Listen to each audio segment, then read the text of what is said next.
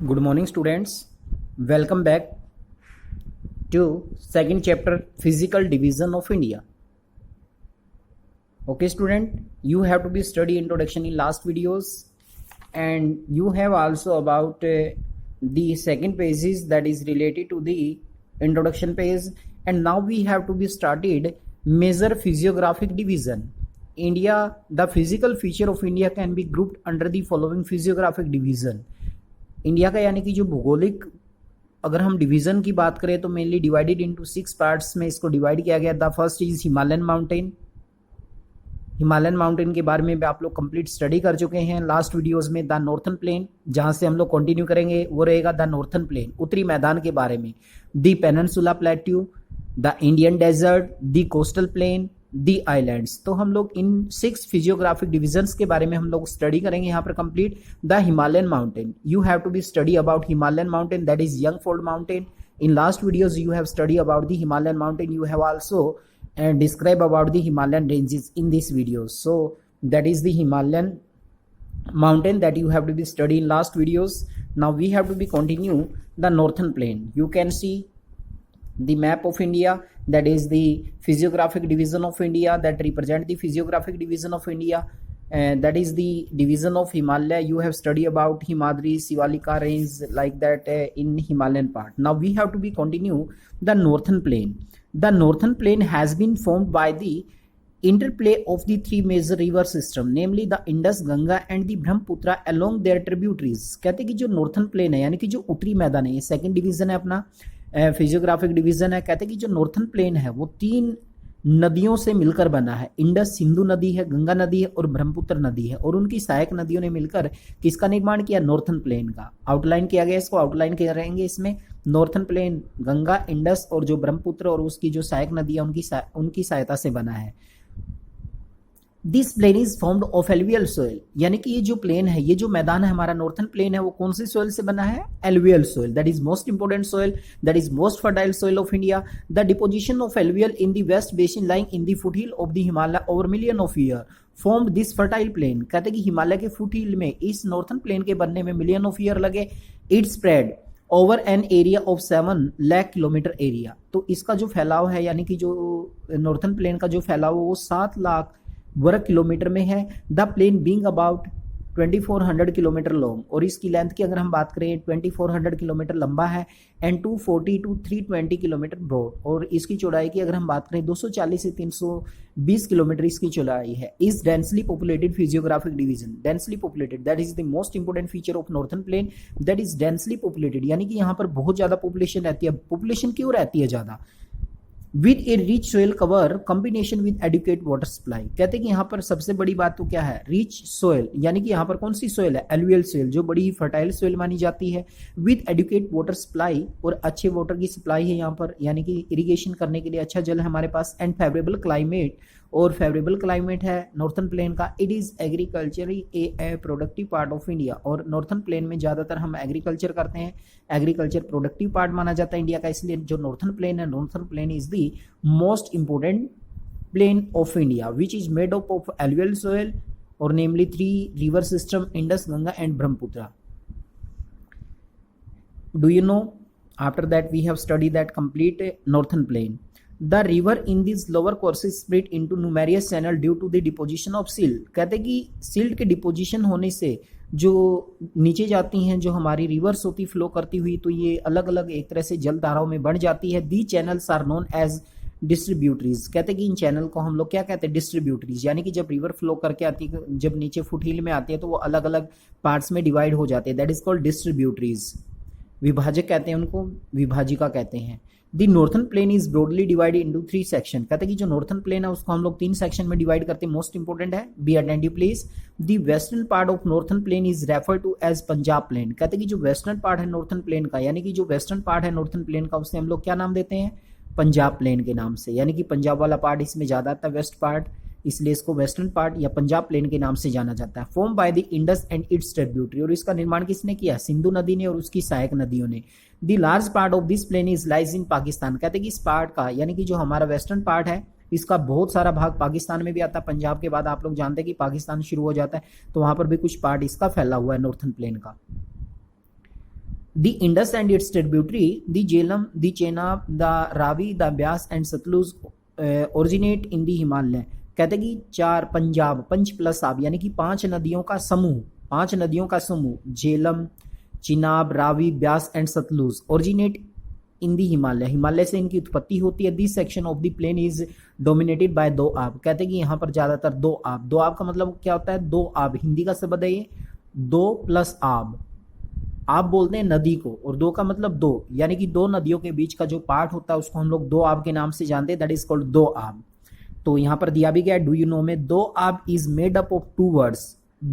दो meaning two, यानी कि दो का मीनिंग क्या है? टू. एंड आब मीनिंग्स वाटर, यानी कि आब का मीनिंग होता है जल या नदियां. Similarly Punjab is also made up two word, यानी कि दो आब का मतलब हुआ दो नदियों के बीच का भूभाग, यानी कि वो भाग जो दो नदियों के बीच में आता है, लैंड पार्ट, उसको बोलते हैं हम लोग दो आब. सिमिलरली उसी तरह से Punjab is also made up of two word, पंच मीनिंग फाइव एंड आब मीन वाटर, यानी कि पांच नदियां बहती पंजाब में से, अभी हमने इसमें डिस्कस किया था. झेलम है, चिनाब है, रावी है, ब्यास है, सतलुज है.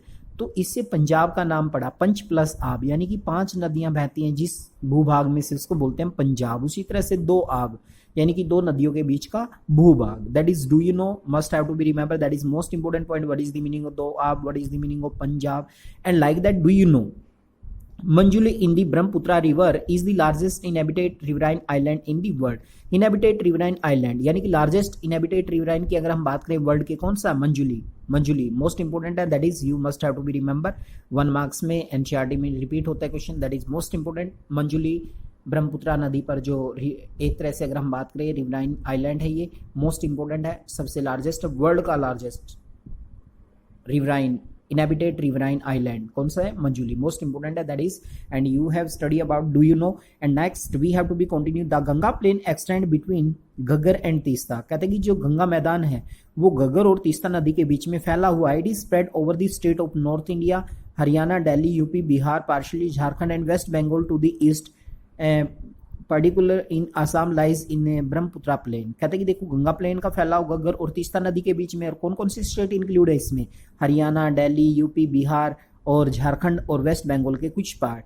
To its particularly in Assam lies in Brahmaputra plain. कहते हैं कि इसके अलावा जो ईस्ट पार्ट है असम का, लाइज इन ब्रह्मपुत्रा प्लेन, वो ब्रह्मपुत्र प्लेन में आता. तो ये तीनों नदियों ने देखे इसमें, गंगा, ब्रह्मपुत्रा, सिंध वाला पार्ट पंजाब और पाकिस्तान वाला बना हुआ है. इसमें गंगा प्लेन में अगर हम बात करें तो ये घग्गर और तीस्ता नदी के बीच वाला पार्ट्स आता है. इसमें नॉर्थ इंडिया, हरियाणा जैसे दिल्ली, यूपी, बिहार, झारखंड का कुछ पार्ट, वेस्ट बंगाल का कुछ पार्ट इसमें इंक्लूड होता है.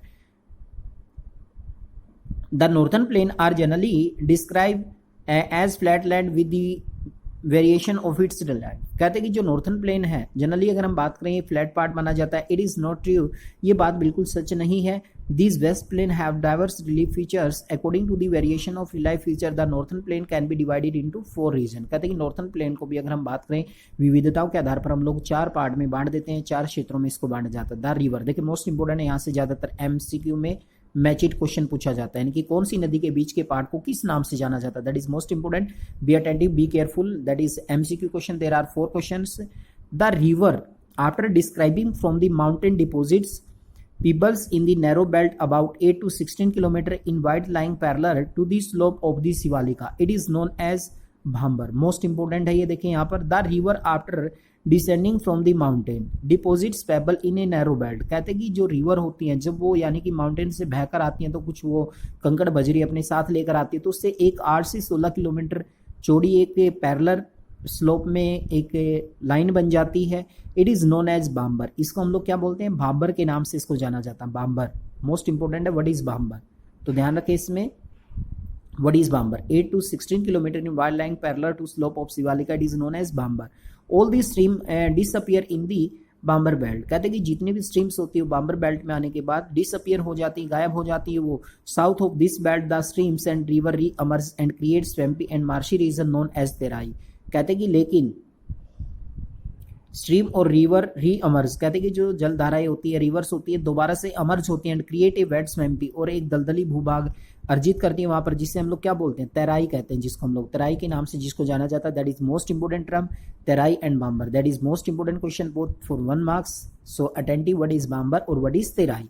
This was a thickly forestry region full of wildlife. कहते हैं कि यहाँ पर ज़्यादातर मात्रा में वन्य जीव रहते हैं। The forest have been clear to create agriculture land and to settle migration from Pakistan after partition. कहते हैं कि इसमें ज़्यादातर जो फॉरेस्ट है उनको वन एग्रीकल्चर के लिए काटा गया था, या जो माइग्रेंट्स आए थे पाकिस्तान से पार्टीशन के दौरान उनके रीसेटलमेंट करने के लिए इनको साफ किया गया था वनों को।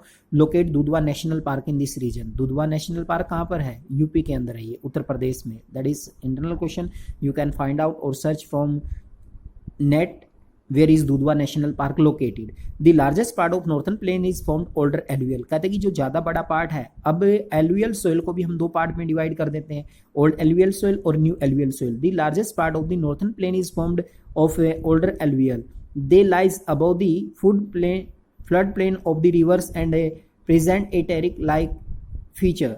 This part is known as बांगर। कहते हैं कि जो हमारी एक तरह से ओल्ड एलुवियल सोयल है, ओल्ड एलुवियल सोयल, यानी कि largest part of northern plain किससे बना? ओल्ड एलुवियल सोयल से।